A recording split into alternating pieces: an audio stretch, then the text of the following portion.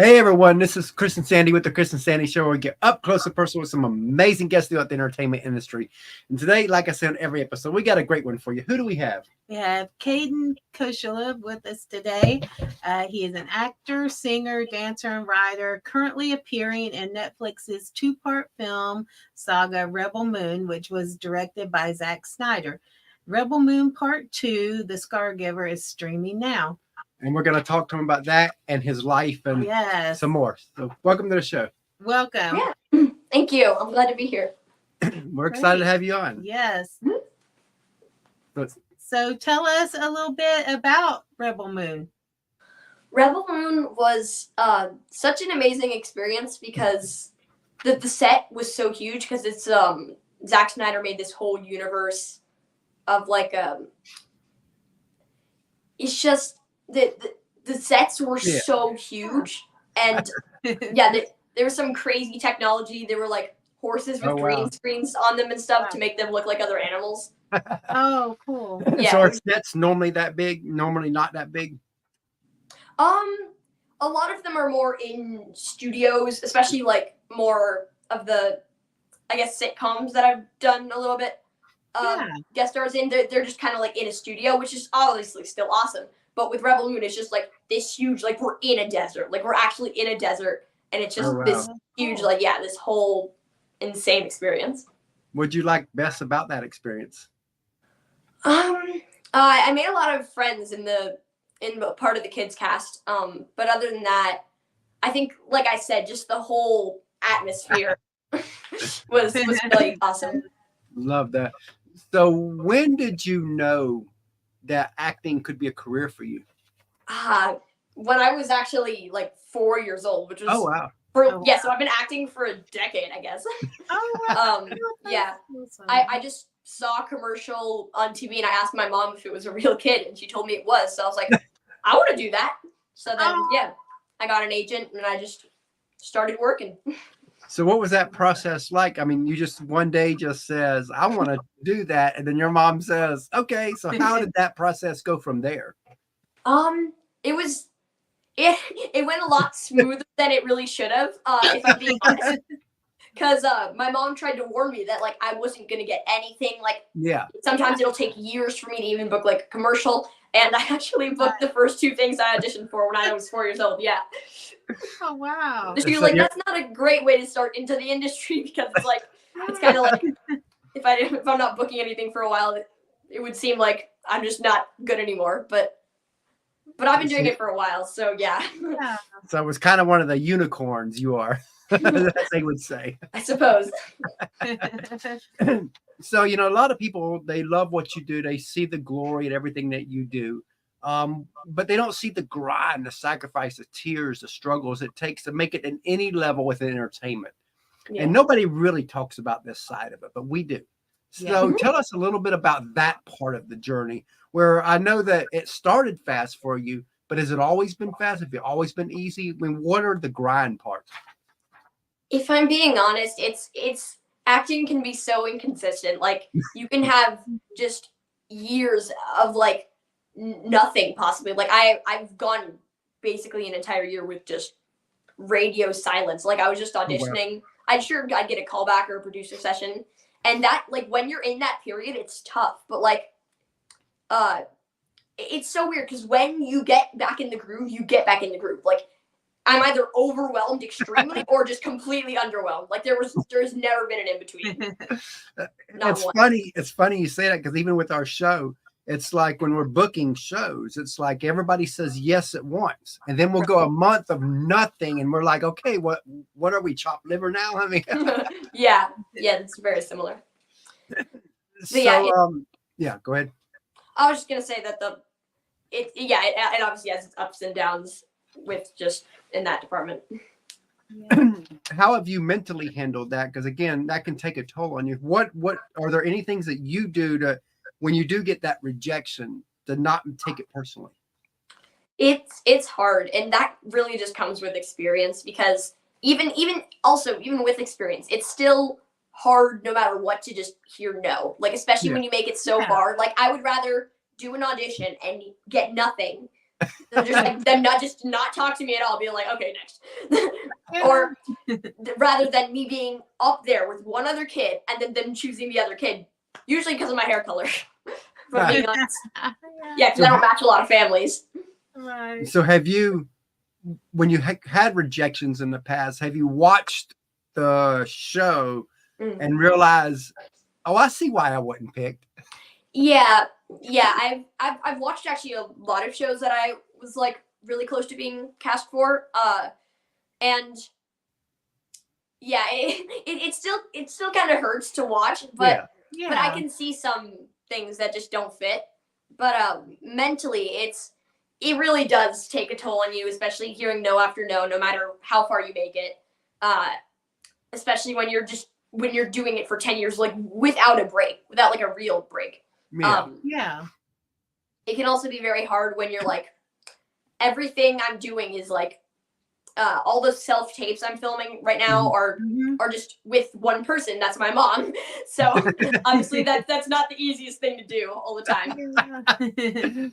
So you got to kind of get vulnerable in front of your mom. Yeah, that also especially with the years that I'm in right now, it's a bit harder to just not get annoyed with my mom. Oh my god. Sorry.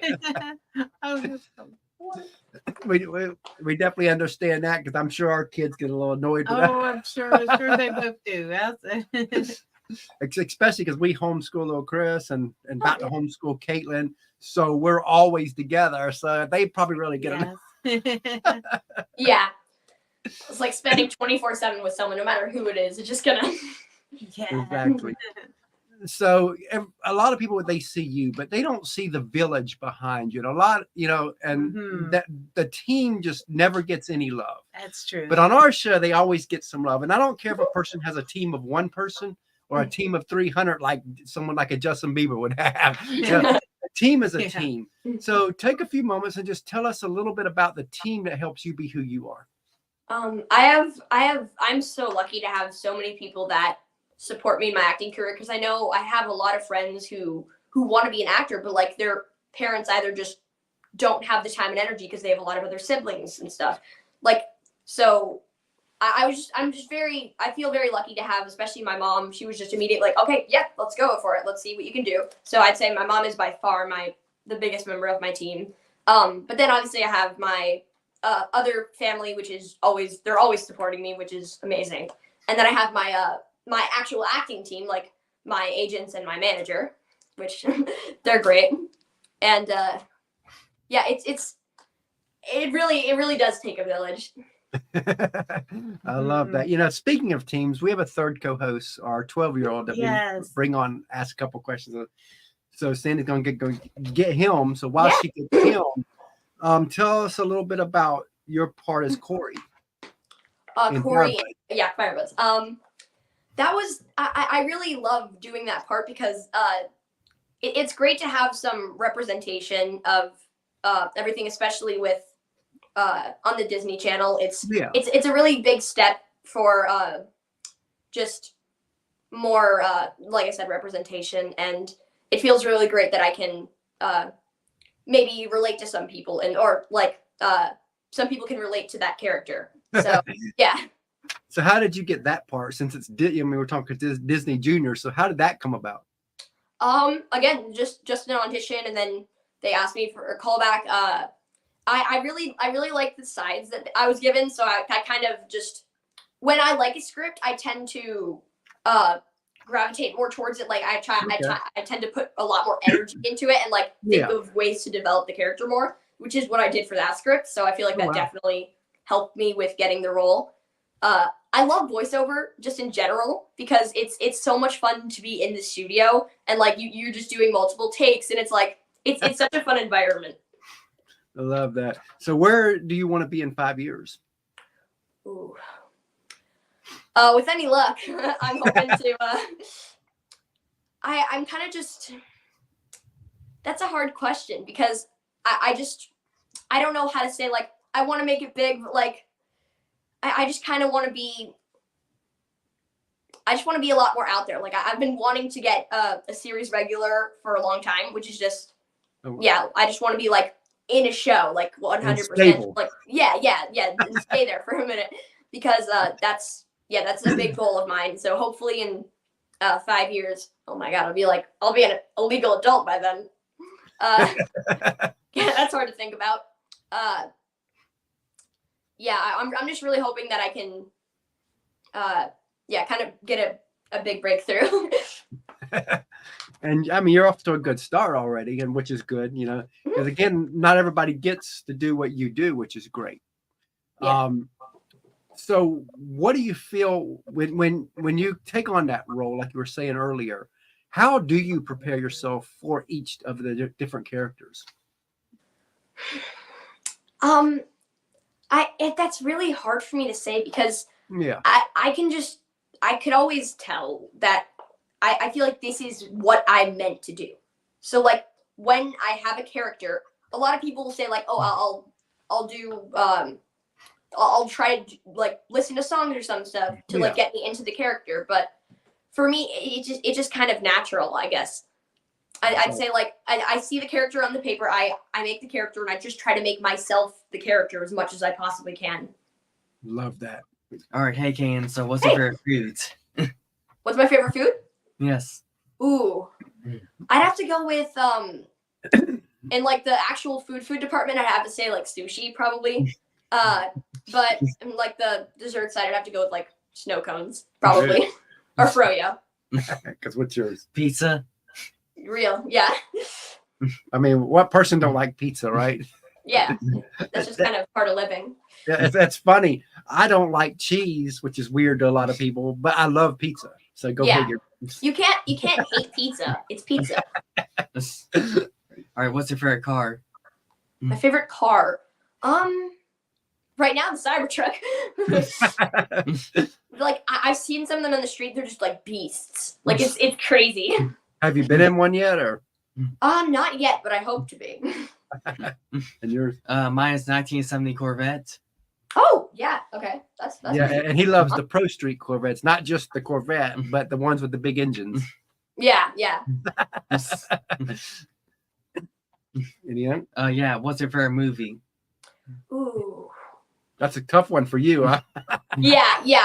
I get so emotionally invested in like almost everything I watch, and like I love to see how things are being made. So just in general, the things based on enjoyment, I guess I would just say Marvel movies, because I love being in that huge universe and just like following along, because all the movies are great. Because what's yours? Minions. Oh, Minions, yeah. I saw it. It's actually a really fun movie. I know. And you know, being in the entertainment, because I'm sure you feel this way too. And a lot of times when you're watching a movie, I see it from a different standpoint than the average person. Mm-hmm. So sometimes I don't get to enjoy it as much because I'm like, I've done that a little different, you know?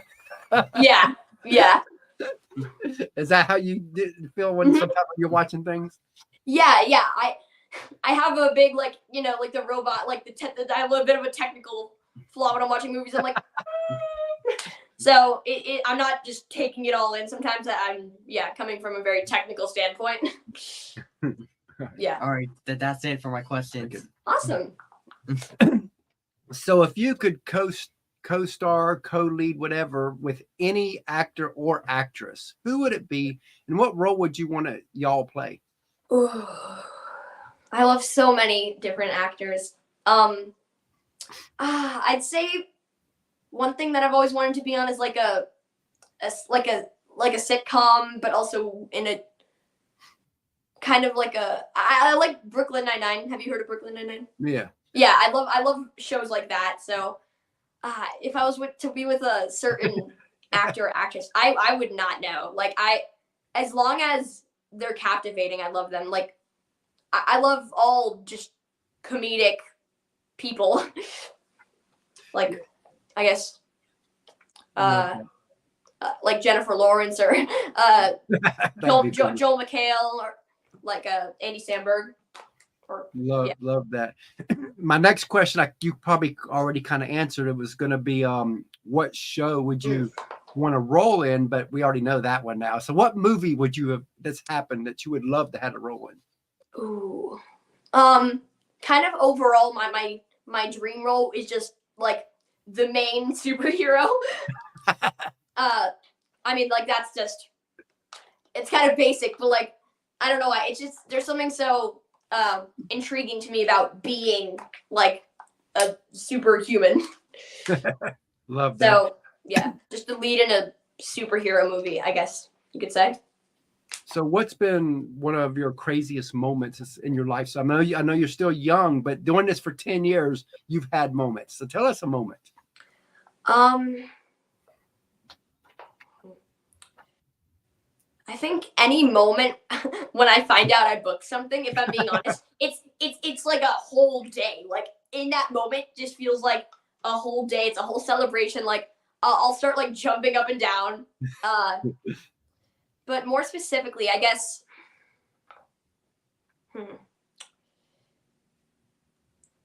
I feel like I've had so many moments that are all really special to me, and a lot of them, most of them obviously are from acting, because I guess that's just my passion. And like, yeah, whenever I book something, it's like, it's so fun because my manager always calls and then she'll tell my mom, and then my mom will hand over the phone to me, and then she'll be like, she'll tell me I booked it, and I'll like lose my mind. My mom will always record it too. I just hope all that doesn't get out. Well, you know, one day she's going to release that into Oh, yeah. Of course she will.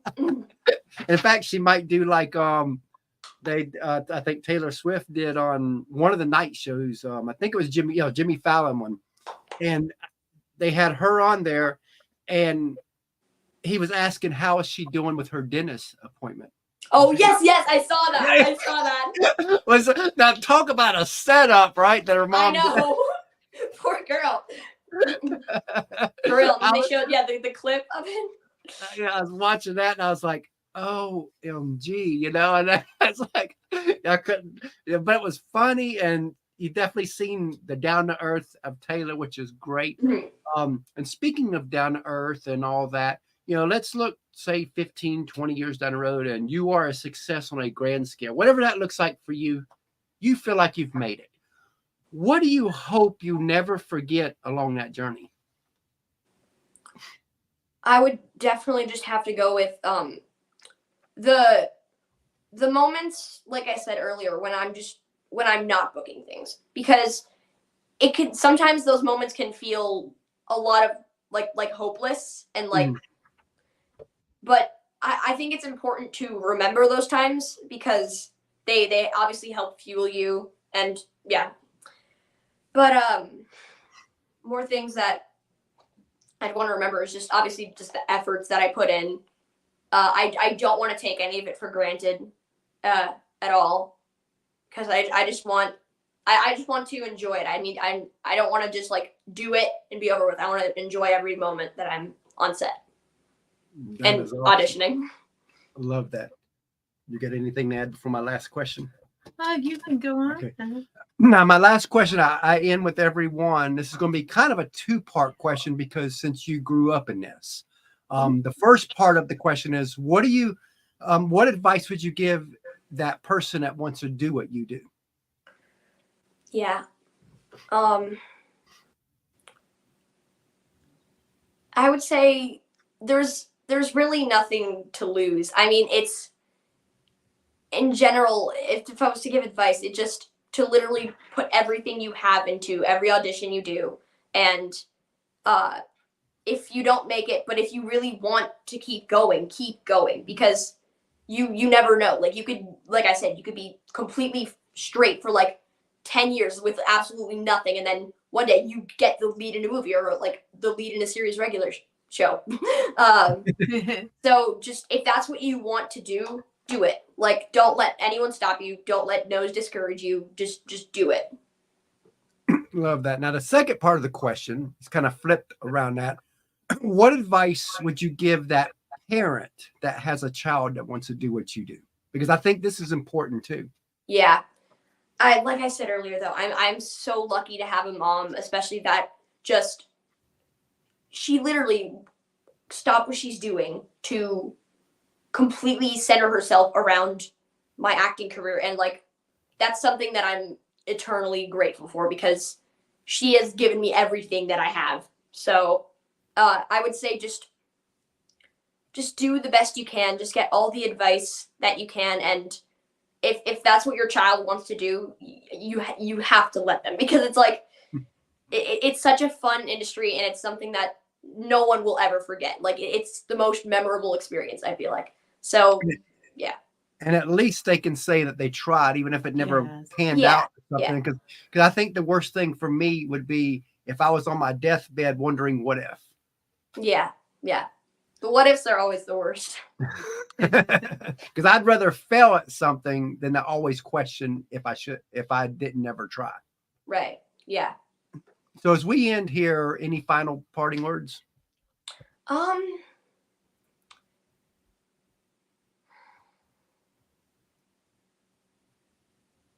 Yeah, just live your dream. Like if like you said, what ifs are never good. Like there's no way to fail at life.